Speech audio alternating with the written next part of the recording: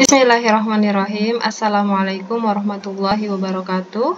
Hari ini kita akan mempelajari organ pernapasan manusia di Sri Insadi Channel. Oke, jika memang video ini bermanfaat, jangan lupa like, subscribe, and comment. Langsung saja kita ke alat pernapasan manusia yang terdiri dari hidung, faring, laring, trakea, bronkus, dan paru-paru.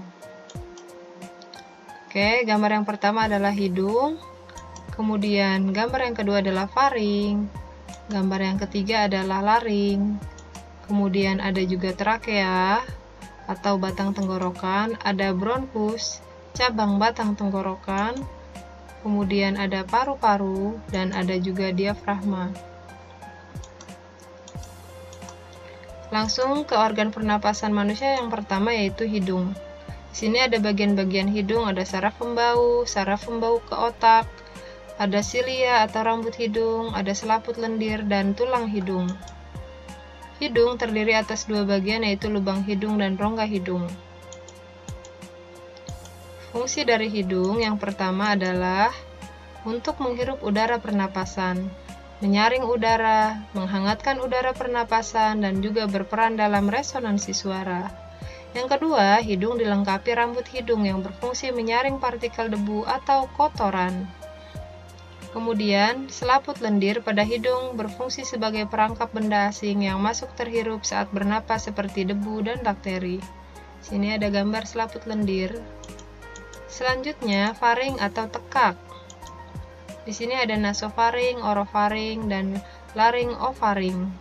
Faring adalah hulu kerongkongan, artinya dia merupakan percabangan dua saluran, yaitu antara saluran yang menghubungkan mulut kerongkongan, disebut saluran pencernaan atau orofaring, yang berada pada bagian belakang, dan hidung tenggorokan disebut saluran pernapasan atau nasofaring yang berada pada bagian depan. Fungsi faring. Yang pertama, fungsi utama faring dalam sistem pernapasan manusia adalah sebagai saluran pencernaan, yaitu membawa makanan masuk ke dalam kerongkongan. Di sini ada posisi faring.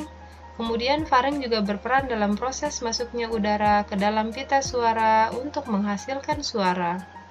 Dan faring juga menjadikan manusia mungkin untuk bernapas melalui mulut, tapi pernapasan yang paling baik ya dengan melalui hidung. Berikutnya, laring. Laring atau kotak suara merupakan organ pada leher mamalia yang melindungi trakea dan terlibat dalam produksi suara. Lihat di sini posisi laring. Laring adalah saluran pernapasan yang membawa udara menuju ke trakea. Laring disebut kotak suara karena di dalamnya memang terdapat pita suara. Ini merupakan suatu saluran yang dikelilingi oleh 9 tulang rawan yang salah satunya adalah tulang rawan troid.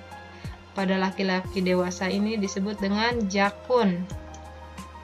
Oke, di sini lebih jelas ada laring atau yang disebut dengan kotak suara karena memang di sini ada pita suara.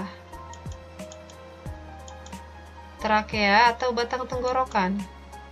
Trakea merupakan tabung memanjang yang memiliki diameter sekitar 20-25 mm dan panjang sekitar 10-16 cm. Trakea tersusun dari 20 tulang rawan berbentuk cincin yang kuat tapi fleksibel. Dinding trakea tersusun dari cincin-cincin tulang rawan dan selaput lendir yang terdiri atas jaringan epitelium bersilia. Di sini ada epitelium bersilia. Fungsi silia pada dinding trakea untuk menyaring benda-benda asing yang masuk ke saluran pernapasan, sehingga kotoran atau debu yang masuk ke dalam tenggorokan akan didorong ke atas oleh silia dan dikeluarkan melalui mulut dengan mekanisme batuk. Berikutnya adalah bronkus. Pada bagian bawah trakea bercabang menjadi dua saluran yang disebut dengan bronkus. Bronkus berfungsi sebagai jalan udara menuju paru-paru. Saluran bercabang ke sebelah kiri menuju paru-paru ke sebelah kiri, dan bercabang ke sebelah kanan menuju paru-paru ke sebelah kanan. Di sini ada gambar bronkus bagian kanan dan bronkus bagian kiri. Nah, di sini lebih jelas ya gambarnya. dari bronkus, juga di sini ada yang namanya bronkiolus. Bronkus juga berfungsi sebagai penyaring udara, tetapi sifatnya hanya sekedar sebagai penyaring sekunder. Jaringan epitel pada dindingnya menghasilkan lendir yang menangkap kotoran yang ikut masuk bersama udara. Dinding bronkus sama seperti trakea. Di sini bronkus, ini trakea. Hanya saja dinding bronkus lebih tipis jika dibandingkan dengan trakea. Berikutnya paru-paru. Paru-paru terdiri dari paru-paru kanan dan paru-paru kiri. Paru-paru merupakan aktor utama di dalam sistem pernapasan manusia. Organ ini dibungkus oleh selaput rangkap dua yang disebut pleura. Pleura itu artinya selaput paru-paru yang berfungsi melindungi paru-paru dari gesekan saat mengembang dan mengempis. Fungsinya adalah menukar oksigen dari udara dengan karbon dioksida dari darah. Paru-paru memiliki lobus kanan atau gelambir kanan dan juga memiliki lobus kiri.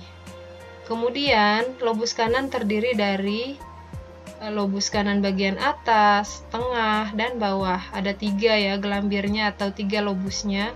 Kemudian, lobus kiri cuma ada 2, yaitu bagian atas dan bagian bawah. Di sini ada pleura atau yang namanya selaput paru-paru. Di sini ada bronkus. Nah, bronkiolus di sini juga ada.